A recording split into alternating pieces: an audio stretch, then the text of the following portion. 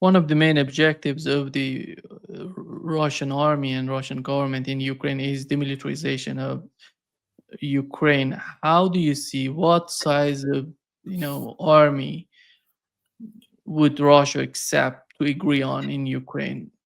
Russia's Because already said you remember 50 to 60,000. That's it. There won't be any more than that. the same that it was in Istanbul, in that agreement in Istanbul. That's it. There will be nothing more. Russia won't accept it. Ukraine had a 260,000 strong military trained by NATO at the beginning of this conflict that was prepared to invade the Donbass and slaughter the Russian speakers of the Donbass. That's 260,000 NATO trained. That army won't be allowed to exist. Now, Ukraine has this fantasy of 600 to 800,000 troops. First of all, they don't have them. But even if they did, Russia won't allow it. To the victor go the spoils. If you want an 800,000-man army, you have to win the war. Ukraine has lost the war. And we're going to see the rapid disintegration of the Ukrainian military very soon.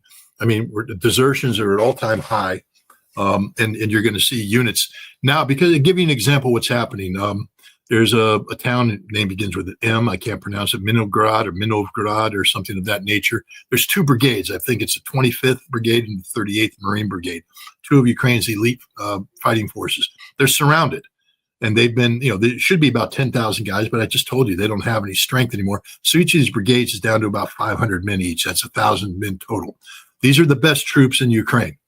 And they want to be allowed to break out. They believe if they concentrated their strength, they could break out, and most of these guys could walk home alive. Right now, they're starving. They can only be supplied by drones. The drones either come in with the big Baba Yagi or whatever drones come in and drop supplies, or they come in on unmanned vehicles down. But the Russians have direct line of sight control of lines of communications. They're shooting down the drones, blowing up the unmanned vehicles. So these guys are starving. No wounded are being evacuated. They're left to die in the basement. That's one of the things that came out of Pokrovsk, is the Russians went through the basements, and the basements are just full of dead guys because the Ukrainian army didn't allow the wounded to be evacuated, didn't have any ability to evacuate them. So they died. And that's what's happening to these wounded. If you get wounded in this fight, you're dead. You're not getting out. The other guys are saying, you got to let us break out. And Zelensky apparently just last night said, no, stay there, fight and die. That's it. If you're going to allow your two best brigades to fight and die, as you see on the battlefield right now, all across the battlefield, there's little mini pockets taking place as the Russians outflank and begin to surround these units. These units aren't, they're looking there saying, government doesn't care about us. What are we fighting for? Why are we dying? And you're seeing the whole army is beginning to lose the will to fight, the will to resist. They no longer believe in the cause. And as that happens, they begin to leave their positions in order to save their lives, or just desert, just leave forever. And this is collapse. This is what's happening right now. The Ukrainian army will cease to exist as a functioning fighting force in the very near future, of any meaningful size. And at the end, what's going to happen is the demilitarization will be as Russia has dictated. Russia will allow a select few, none of your Azov dudes, none of your Kraken dudes, none of these true Banderas believers, but territorial soldiers who weren't corrupted, who didn't get NATO training. I don't think there's going to be any role for anybody with NATO training. 50 to 60,000 people, lightly armed for, securing the border and, basically, limited self-defense. But the idea of Ukraine having a military that can stand toe-to-toe with Russia, nope, ain't going to happen. And there's not going to be Ukrainian military that's going to be the European army. That's what Zelensky wants. 600,000 strong Ukrainian, mercenary force for Europe. Nope, that's not going to happen either. There will be this is demilitarization, and this is what's going to happen. How do you see the case of corruption? Because after all, I think the corruption would be the key in Ukraine in terms of, and not only corruption, the other point that was mentioned in that 28-point document was the amnesty, given to these war criminals. Don't you think that these two can be used in the aftermath of any settlement in Ukraine in order to remove these ultra-nationalists from power? Remember this 28-point plan isn't really a 28-point plan. It's nothing. There's certain points that are indicators on the strategic direction, but the other points are just put in there just to say we covered that base. And I think amnesty is one of those.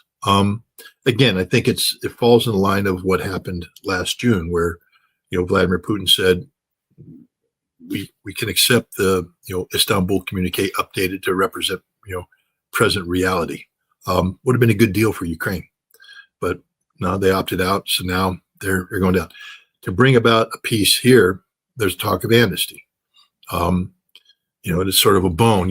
What's my future going to be? Okay, so the war ends. Man, we did some pretty bad stuff. Where they're talking about demilitarization, denazification, corruption. The idea is nope, blanket amnesty. You're all clean. Walk away. That deal is not going to be on the table for long. And when that goes away, the Ukrainians who are corrupt, because remember, the goal of Russia right now is to the political transformation of Ukraine. That means that traditional, power elite structures like the oligarchs and all of the corrupt families, all of the corrupt relationships, they're going to be disintegrated. They're not going to be allowed to stay in place because from that comes the political powers that become the Rada. The Rada is just a tool of corruption. You elect people to a political party, they come in and they divvy up the Ukrainian economy into their pockets. That's what they do. The future of Ukraine cannot be that way. And so Russia will dismantle that, put in their own structures. Whether you want to say those are any less corrupt or whatever, I don't know. I don't know what they're going to be. And I'm not saying that the Russians are incapable of corruption. What I am saying, though, is that whatever exists in the future will be designed to create a political structure that strengthens Russian domination of post-war Ukraine. And in order to do that, you have to disintegrate the current structures. And so, Russia, you can't do that if you give everybody amnesty. So I think, Russia will, and then denazification is another one. People need to understand that horrific crimes have been committed, not by the Russians, but by the Ukrainians, horrific crimes. We don't know the truth of what happened in Kursk. I know a little bit of the truth because I've talked, but, these Ukrainian Nazis went into Kursk in these villages along the border. The young were able to evacuate. The elderly stayed behind, and they were butchered and raped. And I'm not just throwing out words. Butchered, literally hacked to death and raped by Ukrainian Nazis. People who wore Nazi helmets, had the SS thing and all that. And the Russians know who these people are. They're not going to be allowed to live. I mean, I'm not condoning war crimes. I'm just telling you right now, they will not be allowed to live. You're not going to see these people captured. And in the post-conflict, they won't be allowed to reside in Ukraine. They will have to seek, safe haven elsewhere. And I think they need to be careful because the part of the normalization of Russia, and I'll get to that in a second, will be Russia will say if you have a war criminal under your jurisdiction, you need to repatriate them to Russia for justice. So I don't think there's going to be too many places where these people can hide. Normalization, a key aspect of all this. People say, well, why isn't Putin going for the kill? I mean, your good friend Gilbert Doctorow, he's a big fan of the decapitation thing. Oh, Gil knows war. No, he doesn't. But that's okay. He stole brandy and whiskey and wine. Good man. But he wants to decapitate Kiev. And why isn't that? It shows Putin's weak. No, it shows Putin's about 400 times smarter than Gilbert Doctorow ever will be. Because at some point in time when this war ends, you can end the war. Let's say old Gil got a hold of Putin and Putin said, okay, we're going to decapitate. But kill Zelensky. That's going to make Europe really want to do business with you, make the United States want to do business with you, right? And we're going to go into Odessa because, God damn it, we can. We're Russia. We're going to do everything. Odessa, Kharkov, take it all. And Europe's going to go, see, we warned you about the Russians, aggressive. And there may be a peace. Russia can win the war. But then what happens to the sanctions? They won't be lifted. What happens to the recognition of Kherson, Zaporizhia, Lugansk, and Donetsk? They won't be recognized. They'll become little, like the Baltic states were, at the end of World War II, where we had the map of the Soviet Union, but then we said Lithuania, Latvia, and Estonia aren't part of the Soviet Union. We don't recognize that. And so the map would show that Crimea and the 4 Novorossiya oblasts aren't part of Russia. And it creates the possibility for forever war, which is, of course, the last thing Vladimir Putin wants. So because Vladimir Putin is 400,000 times smarter than Gilbert Doctorow, he's not going to go with decapitation. What he's going to go for is the kind of peace deal that he's pressuring to get right now, a peace deal that has the West recognize Russia's legal authority over the 4 territories and Crimea. So there won't be messed up maps, and sanctions will be lifted. And Russia will have the ability not only to recover hundreds of billions of dollars of seized assets, but engage in economic activity with the West unencumbered by sanctions that'll bring in trillions of dollars of economic benefit. The genius of Vladimir Putin. This is what people need to see right now, is that Russia's playing the long game. And the long game doesn't involve feel-good moments of raising the flag over Odessa. They're going to get Odessa, but it's going to be done through a referendum. They're not going to physically occupy Odessa, because that creates conditions where it becomes difficult for Europe and the United States to accept, Russian sovereignty over these territories. Russia behaves responsibly, behaves within the limits that itself has set. And then as Russia gains political control over Ukraine, if there's a need for referendum, there is. But what happens if Ukraine, instead of being a hostile state that Russia has to strip away territories, Ukraine instead becomes the third sister, part of the Union state, Russia, Belarus, and Ukraine. There's a whole element working. Again, the ignorant people of the world, Gilbert Doctorow, they're unaware of this, you see, because to talk about the Union state means that you actually have to go talk to the Union state, and that makes you somehow a tool of Russia to actually speak with people who know what they're doing and are doing real things. You become a tool of Russia when you do this. No, you become somebody empowered with knowledge and information, and you know that there is right now within Russia and Belarus a major effort to bring Ukraine in as the third sister of the Union state. And that's the strategic goal and objective of many people in Russia, I believe, including Vladimir Putin, although I'm loath to speak on his behalf. But it's a politically sensitive issue. But this is the direction that the Russians are going, with a bigger picture about long-term stability to resolve the root causes of the conflict. If you go in and decapitate and all that, all you do is continue the root causes of the conflict. Russia wants that over. And Donald Trump appears to be willing to facilitate this so that it's truly over. When this war ends, it's over, finished, done. What's so amazing about Europe? They're talking about that Russia wants to attack us. Then they say we have to go with a preemptive attack, hybrid attack on Russia. This is the first time I see Vladimir Putin coming out and saying something that we haven't heard from him since the war in Ukraine started. We've heard. Have you ever heard Vladimir Putin talking this way? Yeah, at the beginning, he put the record down. He said, "We are going to resolve this Ukrainian situation, and if NATO gets involved, all of our resources will be available." But now we are 4 years later. I think Putin's just fed up with the stupidity of Europe. I mean, how stupid can they be? You've heard this. Putin treated the Europeans with a modicum of respect. He used to take phone calls from, Macron and Merkel, and listen to them and consider what they had to say. But now you just look at the stupidity of Europe. I mean, just this nonsense. As Putin said, I think earlier, in that they seek to strategically defeat us. Okay, you want to play that game? Then yeah. And what basically Russia's saying is, you want a war with us, there will be a war, but understand there will be nothing left when we finish. Nothing.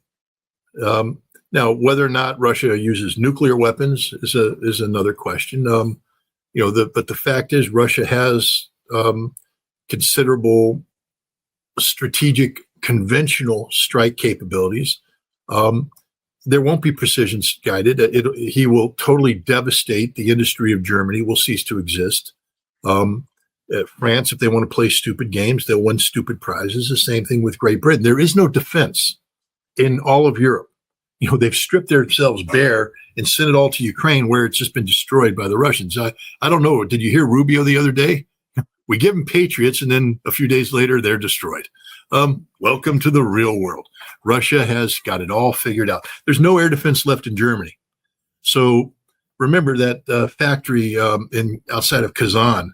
That's I think they were talking about 500 drones a day. I think it's up to 1,000 drones a day. Russia is using 400, 500 drones a day. Some cases, sometimes down to 200, 300, but they're producing 1,000. Where do you think those drones are? You understand what I just said, that the day Europe wants a war, the skies over Europe will be blackened with Russian drones, and they will blow everything up. Oreshnik will come down and blow everything up. There's a whole new category of Iskander, the Iskander S, which is now an intermediate range missile. It will blow things up with a conventional warhead. Indications are the Russians may have extended the range of the 9M729 cruise missile, which was, originally compliant with the INF treaty, but now that there is no INF treaty, may suddenly have gotten 1,200 kilometer range, which means these cruise missiles will strike targets everywhere in Europe. There will be no square inch of Europe safe from Russia's overwhelming conventional strike, and Europe has no defense. None. Zero. There's no defense in Europe to any of this. And that's the reality. And then if France and England want to do something stupid, like you could use a nuclear weapon, then all of Europe disappears instantaneously. Now, that may lead to a trigger a nuclear war between the United States and Russia. It may not, because, the fundamental question that always has to be answered is, will an American president trade Boston for Poznan? The Poznan's a Polish city. I'm just picking it out of nowhere. I'm not saying the Russians have a particular hard on against that city. But the point is, if Russia decides to nuke a Polish city, is the United States willing to lose a major American city as a result? Or, as the president has been pointing out to Europe, you're doing this to yourselves. You're stupid. You're ignorant. You're dumb. If Europe wants to commit suicide, is the United States automatically required to commit suicide with them? And I think Russia now has a better understanding of where this current administration is, and may even have some insights that, haven't been publicly discussed. But, whereas Joe Biden talked about, the sacred duty of Article 5, it's a sacred bond. It's not a sacred bond. You want to commit suicide, commit suicide. But America's not obligated to join you in your suicide pact. And right now, you have this head of the military committee of NATO talking about a preemptive strike against Russia. First of all, it's a joke. There can be no preemptive strike. I just want to educate people. For us to carry out the opening strike against Iraq in 1991, we had to put together something called the guerrilla package. I mean, it's a big old package of aircraft, hundreds of aircraft that had to be the planning that went into it and everything. NATO doesn't have that. You take America out of it, and we're not going to preemptively strike Russia. You get NATO to suddenly come in. They can't do it. They can't. It physically can't do it. NATO air forces don't have the ability. First of all, some Italian idiot voices off, but listen to what he said. We don't know how we could do this preemptive strike because we don't know who would do it and who would be authorized to do it, on what authority would do it. There's a whole bunch of legal issues, which means it can't be done. It can't be done. So it's stupid. Cyber. There's only, in all of Europe, there's one cyber superpower, and that's America. Then there's a wannabe called GCHQ in England. And then the Dutch have a small capability, but everybody else, it's a joke. Russia's infiltrated them. Russia owns them. They can't do cyber warfare. You take away the United States and you take away the ability to meaningfully do cyber warfare against Russia. So they're not going to do a preemptive strike against that. They're talking about, some of this, hybrid warfare kind of stuff. Well, you see the British doing that right now. The British have been practicing hybrid warfare. Who do you think did the drone attack against the Russian bases? The Ukrainians? It was a British plan, British run with the Ukrainian footprint. Who do you think's doing these underwater drone attacks against Russian shadow fleet? The Ukrainians? No, it's the SBS, the Special Boat Service, and MI6. The British have been doing this all along. They already are doing preemptive hybrid attacks, and the Russians know this. The Russians know this. Putin spoke because I think he was just frustrated and angry about this. I think he just had basically had enough of stupidity. It's like, anybody would when you just see somebody behaving stupid. At some point in time, you just snap and say, look, I'll blow up your house if you want to do this. But the fact is, NATO can do nothing, literally nothing. And the Russians know this, but they're prepared. I just ask people to do the basic math. If you're producing, 1,000 drones a day, and you're only using at max 550, where's the other 450 go a day?